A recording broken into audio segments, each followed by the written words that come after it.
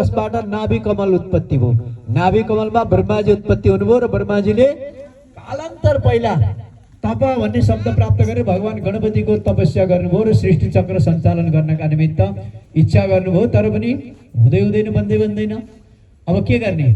उतापट्टितिर भगवान विष्णु मस्तसँग सुतिरहनु भएको थियो। सुत्दै उहाँले के गर्नुभएछ? कान कोट्याएर भित्र बाहिर फ्याँक्नु भएछ। कान कोट्याएर बाहिर फ्याँकेपछि दुईटा कानबाट निस्किएको जुन कानको मल कानीगुजीबाट दुईटा मधुर कैटप उत्पत्ति भएछन्। मधुर कैटप कानबाट उत्पत्ति भए र कानबाट उत्पत्ति भएर तिनीहरूले के गरे भन्दा बडा वीर पराक्रमी भएको हुनाले युद्ध गर्नका निमित्त सोच्दैछन्। युद्ध गर्नका निमित्त ब्रह्माजीलाई भेट्टाए र ब्रह्माजीसँग युद्ध गरे। ब्रह्माजीले सक्नु भएन। अब कोसँग युद्ध गर्ने भनेर जाँदा ब्रह्माजी दौड्दै जानुभयो। यिनीसँग म युद्ध गर्न सकिनँ भन्दा भगवान विष्णु क्षीरसागरमा शयन गर्नुभएको छ। मस्त निद्रामा हुनुहुन्छ, योग निद्रामा। योग निद्रामा भएकालाई कसरी निद्राबाट बाहिर ल्याउन सकिन्छ? उहाँलाई योग निद्रामा भएकालाई जगाउनको निमित्त ब्रह्माजीको कुनै पनि उपाय भएन। भगवतीको स्तुति र प्रार्थना गर्नुभयो। त्वं स्वाहा त्वं सदा स्वाहा स्वधा रूपधरा सुधा त्वं मात्रार्धमात्रा स्वरूप मात्रार्धमात्रा स्वरूपिणी च वर्धित हस्ते जननी जनस्य सतोषित शक्तिरसि त्वमेव। हे भगवती, हे महामाया, तिमी स्वधा स्वरूप, तिमी स्वाहा स्वरूप, तिमी मात्रा स्वरूप, तिमी अर्धमात्रा स्वरूप, तिमी बिन्दु स्वरूप, तिमी नाद स्वरूप र तिमी सर्व चैतन्य स्वरूप। संसारको शक्ति प्राप्त गर्ने, शक्तिलाई हरण गर्ने सम्पूर्ण जगतकी जननी तिमी हो। हे प्रभु, हे भगवती, अवश्य नै भगवान विष्णु योग निद्रामा हुनुहुन्छ। योग निद्राबाट जगाउनका निमित्त हजुरको नै पूर्ण भूमिकाको आवश्यकता पर्दछ। अवश्य नै भगवानलाई जगाइदिनुहोस् भनेर योग निद्राबाट जगाउनको निमित्त भगवतीलाई प्रार्थना गरिसकेपछि भगवती प्रकट हुनुभयो। भगवती प्रकट भइसकेपछि निद्रा देवीलाई भगवतीले के गर्नुभयो?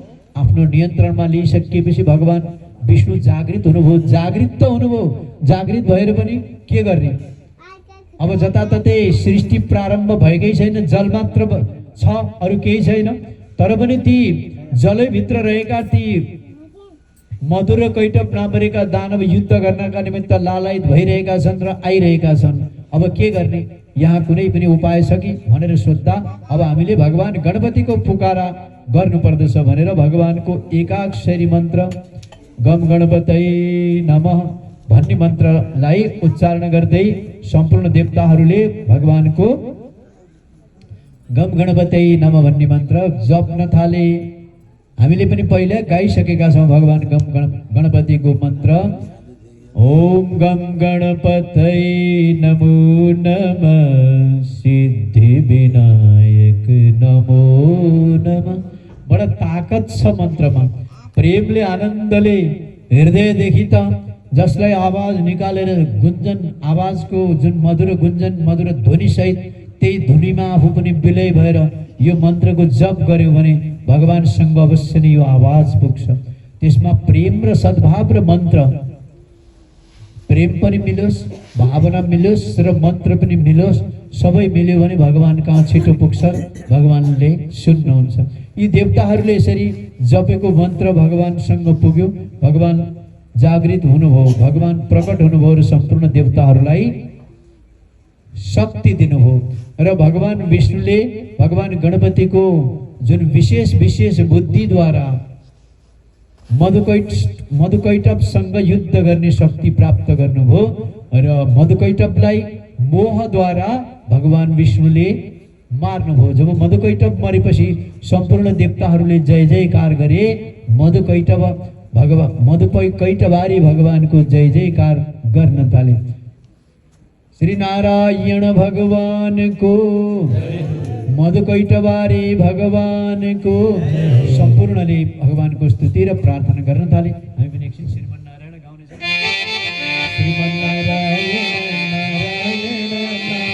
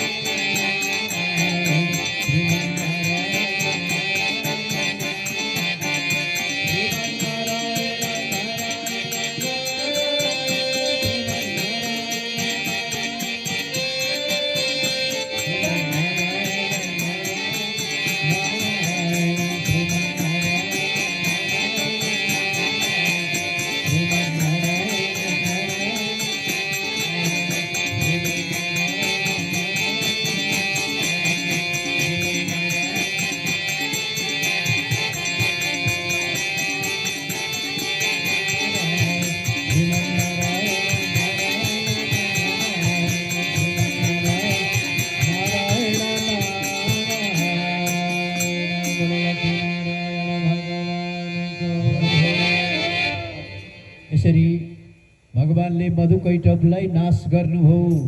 मधुकैटभलाई नाश गरिसकिएपछि के भयो त भन्दा पृथ्वीको उत्पत्ति भयो। यो मधुकैटभको शरीरबाट कसरी पृथ्वी उत्पत्ति भयो यसमा शङ्का लाग्छ कि लाग्दैन? पत्याउने कुरो पनि नभए जस्तो पनि लाग्छ कहिलेकाहीँ। तर पनि यो सामान्य सोचाइ राख्ने हो भने यो नपत्याउने खालको छ। अलिक विशाल सोचाइ राख्ने हो भने यो पत्याउने खालको छ। यो शरीर कुहियो भने के हुन्छ? माटो हुन्छ। माटो हुन्छ हैन त? यो शरीर कुहियो भने के हुन्छ? माटो हुन्छ। किन भन्दा पहिला पृथ्वी नभएर केवल यहाँ पानी मात्रै थियो। आधार त थियो पृथ्वी हुने त, पृथ्वी त थियो, तथापि पानीले ढोकिएको थियो। पानीले ढोकिएको थियो, मानव समुदायको बसोबास गर्ने ठाउँ थिएन। त्यसैले त्यहाँ मधुकैटभको जुन विशाल, यो आजका जी फुच्चे मानिस भएको भए त सम्भव थिएन। तर पनि त्यति बेलाका को थियो भन्दा त्यति बेला सृष्टिको आदिमा एउटा ब्रह्माजी, कमलको फूल, सागरभरि कमसेकम विशाल काय भएका भगवान विष्णु र त्यस्तै रूपमा विशाल काय भएका मधुकैटभ उत्पत्ति भएका थिए भगवानको कानबाट। यो कानबाट हामी कहाँ केही उत्पत्ति हुन्छ कि हुन्न? होइन, कान बुझीको दृष्टिले नै, शारीरिक दृष्टिले नै कानबाट केही कुरा उत्पत्ति हुन्छ कि हुन्न? मैले भनिदिउँ अघि भने जस्तै यो कानले सबैभन्दा विरोध ल्याउँछ कि विरोधाभास ल्याउँछ। किन भन्दा कोही कसैले एउटा कानमा सुटुक्क केही कुरा सुनाइदियो नि, अघिसम्म अत्यन्तै राम्रो प्रेम र सद्भाव भएको व्यक्तिमा कसैले कानमा यसो फु गरिदियो भने त्यतिका भरमा ऊ जीवनभरि उसँग टाढा हुने हुन्छ कि त्यस्तो जुटाउँछ कानले। त्यसै भएर कानेगोजी भन्दा पनि खराब चिज कानबाट निस्किँदो रहेछ बाहिर। कानको कारणले कोही काना नसुन्ने बहिरालाई गएर सुनाइदिने हो भने अर्थै छैन। त्यसैले कानबाट के उत्पत्ति हुँदो रहेछ भने राग र द्वेष, माने विरोधभास। यो बाबा मलाई यसो भन्ने भनेर त्यहाँबाट अनि त्यहीबाट रडाको मच्चिन्छ। त्यसैले कानबाट अवश्य नै दानव उत्पत्ति, मधुकैटभ उत्पत्ति भयो भनेको के हो भन्दा राग र द्वेष उत्पत्ति भयो। राग र द्वेष उत्पत्ति भयो र जसले सृष्टि चक्रमा बाधा पार्यो भने मानव जीवनमा खलबल पुर्यायो। त्यसैले त्यसलाई समाप्त पार्नुपर्ने हुन्छ। केले भन्दा बुद्धिको सहारा लिएर आत्माले त्यसलाई समाप्त गर्नुपर्ने हुन्छ। त्यसैले बुद्धिको सहारा चाहिन्छ भनेको हो। भगवान नारायणले यसरी मधुकैटभलाई मान्नुभयो। अर्कापट्टितिर मधुकैटभ अत्यन्तै विशाल काय, यो हाम्रो नेपाल भारत अझै यो जम्बूद्वीप भन्दा पनि अझ ठुला शरीरका, पहिला कोही बोट वृक्ष केही नहुँदा जल मात्र बाँकी हुँदा त्यति ठुला ठुला विशाल काय भएका उत्पत्ति हुन्थे र तिनी उत्पत्ति भएर तिनलाई भगवान विष्णुले पछार्दा अब तिनी के भयो त पानीमा उत्रिँदा उनको बोसो शरीर सम्पूर्ण कुहियो र अनि पृथ्वी भयो। त्यहीबाट के भयो? बोट बिरुवाहरू उम्रिन थाले, अन्नहरू उम्रिन थाले, मानिसको बसोबास हुन थाल्यो, ऋषिमुनिहरूको बसोबास हुन थाल्यो। ब्रह्माजीको सृष्टि त्यहाँबाट प्रारम्भ हुन्छ। अब यसरी यो अन्धविश्वास हो भनेर सोच्ने हो भने सानो दृष्टि असम्भव मात्रै मान्ने र अविश्वास गर्ने हो भने यो हाम्रो जिन्दगी नै अविश्वास हुन्छ। यदि विश्वास गरौँ, यसलाई विशाल दृष्टिले हेरौँ भने अवश्य नै यो परम सत्य कुरा हो। अवश्य भगवान विष्णुले मधुकैटभलाई मार्दाखेरि जहाँ पृथ्वीको उत्पत्ति भएको कुरा परम सत्य कुरा हो। बोले सच्चिदानन्द भगवानको। अब यसैका आधारमा सृष्टि चक्र सञ्चालन हुन थाल्यो। त्यहाँ सप्त ऋषिहरूको उत्पत्ति भयो र त्यसपछि सप्त ऋषिहरूको उत्पत्ति, मनु महाराजको उत्पत्ति, स्वयम्भू मनु र शतरूपा रानी र त्यसैमा मरीच्यादि ऋषिहरू र दक्ष प्रजापतिका 60 कन्याहरूको सम्पूर्ण विवाह, ब्रह्माजीका मानस पुत्रहरू इत्यादि हुँदा हुँदा यो संसार हराभरा भएको प्रसङ्ग यहाँ आउँदछ। हे राजा, हे सोमकान्त राजा, यसरी यो सृष्टि चक्र सञ्चालन गर्नका निमित्त पनि भगवान गणपतिको आराधना गर्नुभयो ब्रह्मा विष्णु महेश्वरले। भने हामी मानिसले त भगवान गणपतिको पूजा अर्चना उपासना नगरेसम्म कुनै पनि अभिष्ट सिद्धि गर्न सक्दैनौँ।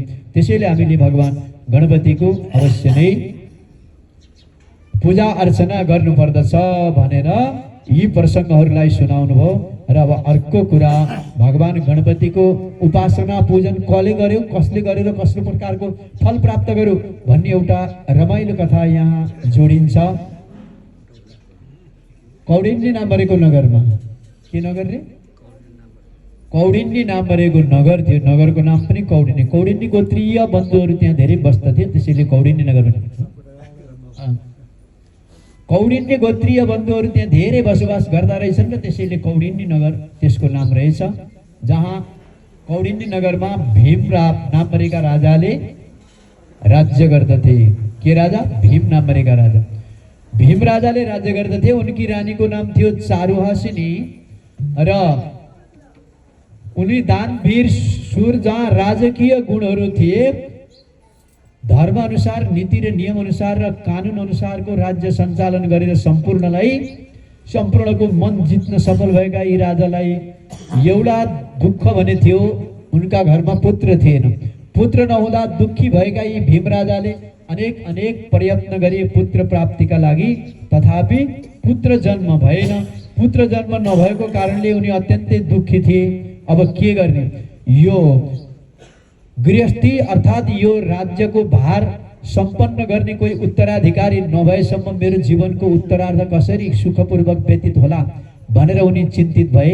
यो राज्यभार कसलाई सम्झिएर म भगवानको सुम्पिएर म भगवानको शरणमा जाला, भगवानको उपासना गरौँला भनेर चिन्तन गर्दै गरेका राजाले एक दिन मन्त्रीलाई राजकाज सुम्पिएर आफ्नी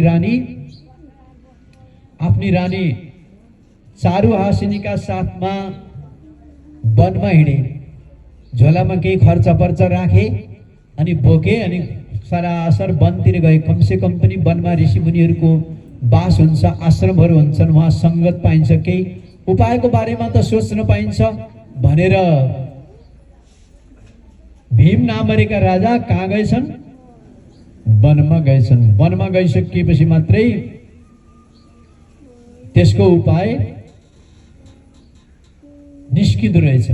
अब यिनी राजा वनमा गइसकेपछि जाँदा जाँदा जाँदा धेरै टाढा पुगिसकेपछि एउटा मुनि महामुनि विश्वामित्रको आश्रमको नजिक पुगेछन् र मुनि विश्वामित्रले थाहा पाउनुभयो कहाँ को आएको छ भनेर आफ्ना शिष्यलाई लिनको निमित्त पठाउनुभयो। शिष्यले थाहा पाएर राजा भीमलाई स्वागत सत्कार गर्दै लगे। आश्रमभित्र प्रवेश गराए।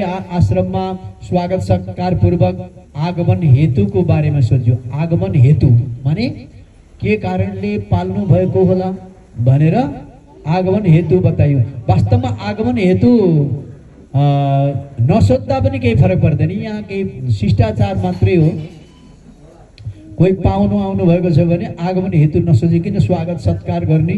अब त्यो आगमन हेतु बताउने आउने यो आगन्तुकको मात्रै काम हुन्छ नि त। हजुर के कामले पाल्नु होला भन्ने कुनै आवश्यकता रहँदैन। किन सोध्नु पर्यो? आवश्यक चाहिएको कामलाई आफै प्रस्तुत भइहाल्छन्, आफूले गर्ने स्वागत गर्ने आनन्दले बस्छन्। र त्यस्तै प्रकारले यहाँ राजा भीमलाई पनि स्वागत सत्कार गरिसकेपछि भीमले हत्तनपत्त गरेर के भन्छन् त भन्दा, महाराज मेरो राज्यमा सम्पूर्ण कुशलता छ, तर पनि एउटा असुविधा या एउटा असन्तोष छ। यो असन्तोषलाई कसरी निवृत्ति गर्ने हो, कारण के हो मलाई बताउनुहोस् प्रभु भनेर सोधेको प्रश्नको उत्तरमा मुनि विश्वामित्रले भन्नुहुन्छ, हे महाराज तपाईको राज्यमा अलिकति चाहिँ असन्तोषको कारण पुत्रको अभाव रहेछ। यो पुत्रको अभाव अझै पनि केही समय रहला जस्तो मैले देखिरहेको छु। किन त भन्दा तपाईको कुलमा कुनै पनि पितृहरूको श्राप परेको रहेछ। पितृहरूको श्राप परेको कारणले गर्दा तपाईलाई पुत्र प्राप्ति नभएको मैले देखेँ।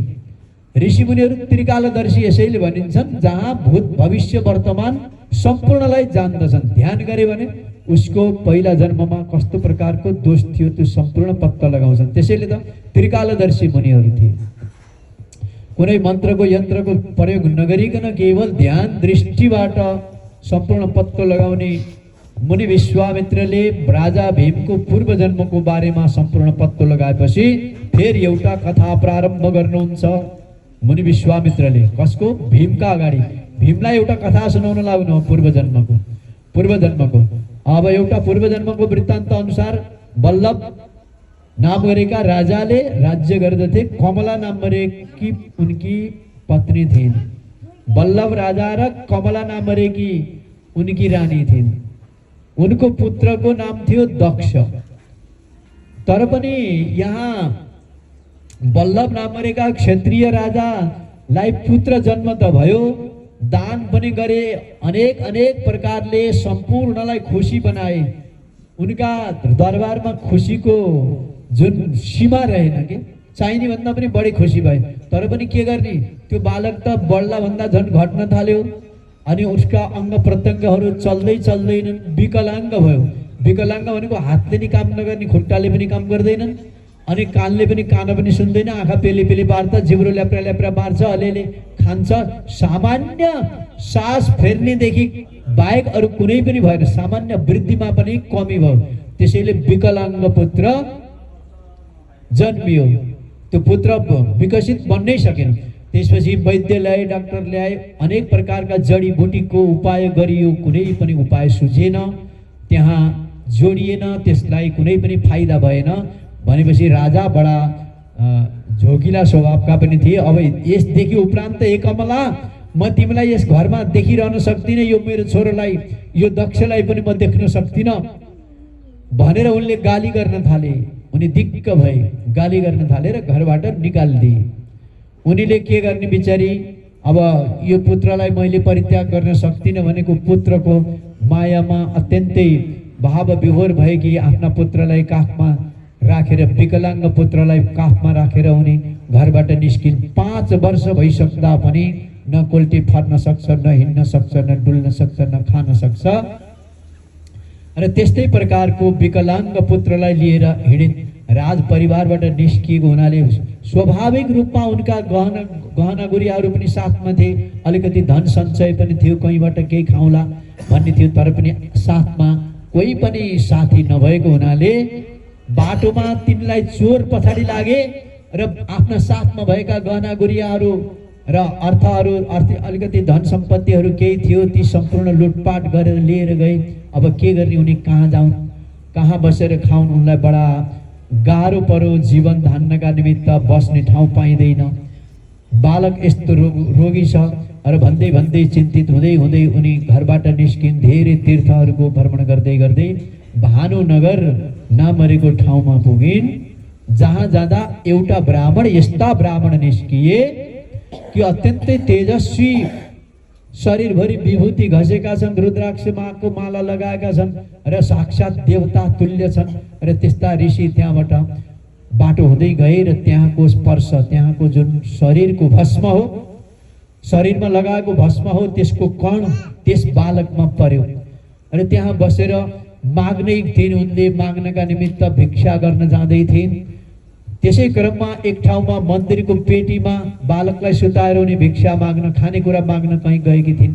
त्यति बेला ती ब्राह्मण त्यसै बाटो भएर कहीँ जाँदै थिए र त्यो बालकलाई त्यो शरीरमा लागेको भस्म र त्यो उत्तरीय वस्त्रले स्पर्श गर्ने बित्तिकै त्यो बालकको शरीर कस्तो भयो?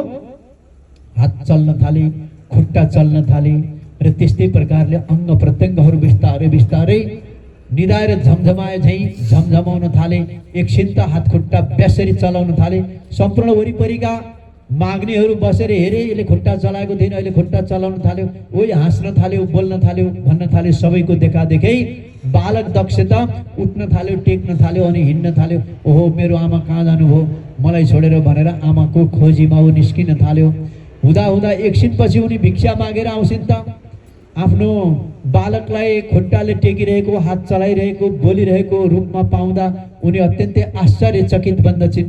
बिचरा यिनी कमला आफ्नो पुत्र दक्ष स्वच्छ भएको देख्दा उनलाई खुसीको सीमा रहेन।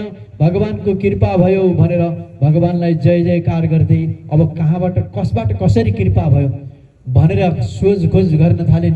त्यो एकजना कोही ब्राह्मण यहाँबाट जानुभएको थियो र त्यसपछि यो बालकलाई यसको हात खुट्टा चल्न लागेको भनेर त्यहाँ वरिपरि बसेका माग्नेहरूले, अन्य माग्नेहरूको नि एउटा समुदाय हुन्छ नि, त्यो समुदायहरूले भन्न थाले अब यिनी कहाँ होलान् भनेर उनले खोजी गर्न थालिन्। र एउटा ब्राह्मण आएर गोप्य रूपमा भनिदिनु भयो, र तिमी यसदेखि उत्तरतिर जानु जहाँ मुद्गल महामुनि मुद्गलको आश्रम छ। भगवान गणपतिका भक्त मुद्गल ऋषि, जसबाट मुद्गलबाट मौद्गल्य ऋषिको जन्म भएर गोत्र प्रवर्तक बनेका थिए मुद्गल्य ऋषि, मुद्गलका शिष्य। र त्यस्तै प्रकारले मुद्गलको आश्रममा जानका निमित्त कोही ब्राह्मणले संकेत गर्नुभयो र उनी आफ्ना पुत्र दक्षलाई लिएर मुद्गलको आश्रममा पुगिन्। बल्ल तल्ल घुम्दै घुम्दै त्यहाँ पुगिन् र त्यहाँ पुग्दा स्वयं मुद्गल महामुनि नै रहेछन्, जहाँ बालकलाई रोगबाट मुक्त बनाउने। मुद्गल महामुनिको बडा ठुलो प्रसङ्ग र महत्त्व छ गणेश पुराणमा। यिनी मुद्गल महामुनि जब मुद्गलको आश्रममा भेटिए र उनलाई थाहा भयो कि यिनी मुद्गल महामुनिको कृपाबाट नै मेरो पुत्रलाई स्वस्थता मिल्यो, खुट्टाहरू हातहरू चल्ने भए भनेर उनले थाहा पाइसकेपछि उनी अत्यन्तै कृतार्थ बनिन् र गुरुको शरणमा परिन्। हे महामुनि, अब मैले के गर्नुपर्ने हुन्छ? मेरो पतिले मलाई र मेरो पुत्रलाई यसरी राज्यबाट निकालिदिनु भयो। म दुःख पाउँदै पाउँदै कहाँ भौतारिँदै दुःख पाउँदै आज यहाँ आएकी छु। यो मेरो पुत्र अहिले कारणवश यहाँ आएर ठिक भयो भानुनगरमा आउँदा, यसको कारण के हो मलाई सबै बताउनुहोस् भन्दा अब बताउन टाइम लाग्छ, तिमीलाई समयले अवश्य नै बताउनेछ। तिमी चिन्ता नगर हे महारानी, तिमीलाई स्वयं पहिल्यैको राज्य नभए पनि तिमीलाई कुनै न कुनै राज्य प्राप्त हुनेछ, तिमी चिन्ता नगर। जो जसले जहाँ जे प्राप्त हुने हो त्यो अवश्य नै प्राप्त गर्दछ। अवश्य नै दक्ष राजा एकचोटि अवश्य बन्नेछ, तिमी चिन्ता नगर भनेर दक्षलाई विभिन्न प्रकारको विद्या पढाउनु भयो। आफ्नो आश्रममा राखेर युद्ध विद्याहरू सिकाउनु भयो, राजनीतिक विद्या सिकाउनु भयो र त्यसैमा अरू नभएर भगवान गणपतिको महामन्त्रको प्रदान गर्नुभयो। महामन्त्रको गणेश महामन्त्रको अनुष्ठान र जाप गरी मन्त्र सिद्ध गरी र त्यस्तै प्रकारले भगवानको कृपा बन्दै गयो उनी बालक रूपप्रति।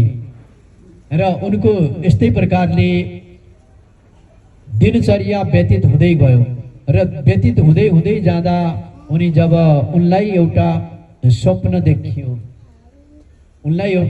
देखियो, कस्तो स्वप्न देखे त भन्दा उनले रात्रि सुतेको बेलामा अत्यन्तै ठुलो हात्तीले आफ्ना गलामा माला लगाएर आफ्ना पीठमा राखेको सपना देखे। पीठमा राखेको सपना देखे बालक दक्षले। त्यसपछि यो के सपना होला भनेर आफ्नी आमालाई बताउँछन् कमलालाई बताउँदा कमला भन्छन् यो त अत्यन्तै शुभ स्वप्न हो। अब गुरुले दिएको सङ्केत अनुसार अब अवश्य नै केही सुख सुविधा प्राप्त हुन्छ होला, अब हामी यहाँ चिन्तित हुनुपर्ने कुनै पनि छैन भनेर आफ्ना पुत्रलाई आश्वासन दिन्। र त्यस्तै प्रकारले समय व्यतीत हुँदै गयो। कथा सुनाउन थाले दक्षलाई मुद्गल महामुनिले भगवान गणपतिको वास्तविकताको बारेमा बताउन थाले र मैले किन यो मेरो रोगले किन यसरी मलाई बिचमा छोड्यो र किन यसरी पिताजीले हामी आमा छोरालाई घरबाट पिताजीले निकालिदिनु भयो र फेरि म किन यस्तो रोगी जन्मेर पनि फेरि अहिले आएर किन यसरी ठिक भएँ, यो बारेमा यो विकलाङ्ग भएर जन्मिनेको कारणमा मलाई बताउनुहोस् भनेर दक्षले प्रश्न गरिसकेपछि महर्षि भृगुले दक्षलाई फेरि पनि एउटा कथाभित्रको कथा, यहाँ राजा भीमलाई कथा सुनाउँदा कमला र दक्षको कथा निस्क्यो। फेरि उता कमला र दक्षलाई आफ्नो कारण बताउँदा फेरि अर्को कथा पनि यहाँ निस्किन थाल्यो। र अब यो कथाका निमित्त यहाँ पल्ली सिन्धु नाम परेको देशमा पल्ली नाम परेको ग्राम छ, त्यहाँ कल्याण वैश्यले आफ्नो व्यापारिक कर्म गर्दै आफ्नो जीवन व्यतीत गरिरहेका छन् र उनको परिवारको नाम, उनकी श्रीमतीको नाम थियो इन्दुमती। कल्याण नाम परेका वैश्य बडा धनवान पनि थिए। र व्यापारी थिए र उनी विभिन्न प्रकारको कर्महरू गर्दथे। उनकी पत्नीको नाम इन्दुमती थियो। उनको एउटै मात्र पुत्र थियो बल्लाल। बल्लाल थियो। त्यो बल्लाल बालक कस्तो थियो भने सबै साथीहरूसँग मिलेर खेल्न मन पराउने, हुने बिरुवाको चिल्लो पात नहुने बिरुवाको फुस्रो पात भने चाहिँ त्यो बल्लालले आफ्ना मातापिताले राम्रो संस्कार दिउन् नदिउन्, कोही मठ मन्दिरमा गएर केही सिक्यो भने घर आएर त्यही अनुकरण गर्दथ्यो। पूजा गरेको देख्छ अनि पूजा गर्दछ, मूर्तिमा नमस्कार गरेको देख्दछ त्यही गर्दछ, अनि भजन गाएको नाचेको देख्दछ भजन गाउँदै नाच्दै गर्दछ। राम्रो जतिको अनुकरण उसले गर्न थाल्यो बालकले। त्यसैले अनुकरण गर्दा गर्दा ऊ कस्तो भयो त भन्दा उसलाई त एकहोरोपन भयो। एक दिनको कुरा हो, आफ्ना सङ्गी साथीहरूसँग मन्दिरमा गएको थियो। मन्दिरमा भगवान गणपतिको पूजा अर्चना गरेको, मन्दिर बनाएको, प्रसाद चढाएको, धूप दीप नैवेद्य आरती गरेको देख्यो र उसलाई त्यही गर्न मन लाग्यो। आफ्ना साथीहरूलाई एकत्रित भए, जम्मा भए, खेल्दा खेल्दै जङ्गलमा गए र ती काठपातहरू एकत्रित गरे, मन्दिर जस्तो निर्माण गरे। नभन्दै एउटा गणेश जस्तै स्वरूप भएको एउटा शिला भेटियो। गणेशकै जस्तो स्वरूप भएको एउटा शिला भेटियो र त्यसै शिलामा भगवान गणेशको पूजा र अर्चना गर्न थाले। त्यसै मन्दिरमा राखे, विभिन्न प्रकारका फलहरू ल्याउँछन्, फुलहरू ल्याउँछन्, प्रसाद लगाउँछन् र आरती बाल्छन्। सबैले वरिपरि घुम्छन्, भगवान गणपतिको जय जयकार गर्दछन्, गम गणपति नमः भनेर मन्त्र उच्चारण गर्दछन्। जस्तो यज्ञहरूमा मठ मन्दिरहरूमा सुन्दथे त्यस्तै प्रकारको अनुकरण गर्दै उनीहरूले दिन व्यतीत गर्न थाले। आज पनि त्यही गर्न थाले, भोलि पनि त्यही गर्न थाले। यतापट्टितिर यो कल्याण वैश्य र इन्दुमतीका छोराले हाम्रा छोराछोरी पनि बिगार्न थाल्यो भनेर घरमा गएर भन्न थाले, गाली गर्न थाले। अब त्योसँग नै यसरी खाने बेलामा घरमा आउनु पनि छैन, सुत्नु पनि छैन, टाइम पनि छैन, के हो यस्तो भनेर सम्पूर्णले गाली गर्न थाले। तर पनि केटाकेटीले मानेन। त्यसपछि कल्याण वैश्यले आएर भन्न थाले, तिम्रो छोराले हाम्रा छोराछोरी बिगार्न थाल्यो, अब सम्झाउनुहोस्, नभएदेखि राम्रो हुने छैन भनेर भन्न थाले। यसरी भनेपछि कल्याण वैश्यलाई बडा पिर पर्यो। एक दिन त्यस्तै गरी केटाकेटी खेलिरहेका थिए, भजन गाइरहेका थिए, मस्तसँग रमाइरहेका थिए र ती कल्याण वैश्य अरू गाउँलेहरू सहित गएर सम्पूर्णलाई पिटपाट पारेर सम्पूर्ण बालबालिकाहरू भागे, सम्पूर्ण घर घर गए। तर यिनी बल्लाल भने भागेनन्, आफ्नो आसनबाट उठेनन्। किन भन्दा उनी प्रेमले आनन्दले भगवान गणपतिको ध्यान गरेर बसिरहेका थिए।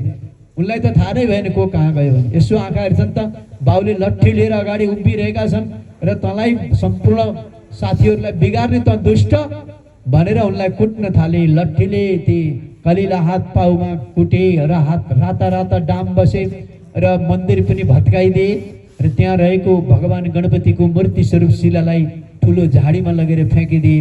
र त्यस्तै प्रकारले गाली मात्रै गरेनन् कि उनले त कुट्न पनि कुटे, त्यति मात्रै होइन, अब मिरमिरे साँझ पर्न लागिरहेको थियो र त्यति बेला मिरमिरे साँझ पर्न लागिरहेको बेलामा रसीले व्यासरी एउटा रुखमा कसेर बाँधिदिए र घर फर्केर आए। कस्ता निर्दयी, आफ्ना बालकलाई पनि, त्यति साना बालकलाई पनि रातिमा एक्लै बाँधेर वनमा छोड्न सक्ने कस्तो रुखोपना होला तिनको।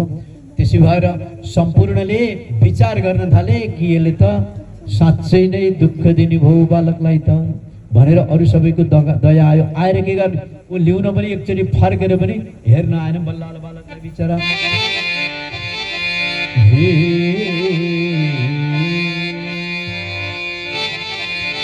बल्लालका बाबाको कस्तो रुखो मन, हेर्नुहोस् न, बल्लालका बाबाको कस्तो रुखो मन, रुखमा बाँधे साँझमा एक्लै छोडिकन। बल्लालका बाबाको कस्तो रुखो मन, रुखमा बाँधे साँझमा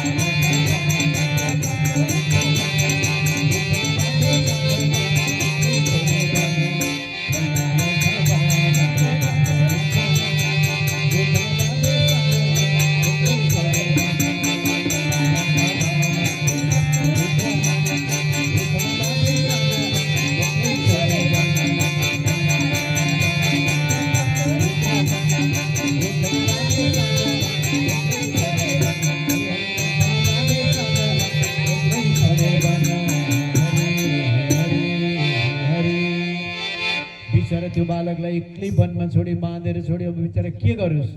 एकछिन त बा बा बा भन्नु बोलायो आमा। कम्तीमा बाले बाँधेर छोडे पनि आमाले त एकछिन गएर फुकाउनु पर्छ नि। त्यो पनि गरिनन् के तिनले त, त्यो पनि गरिनन् तिनी। इन्दुमतीले त्यसैले अब के गर्ने, डर लाग्न थाले। बिचरा आमा भन्छन्, बा भन्छन्, बोलाउँछन्, कोही आउनु छैन।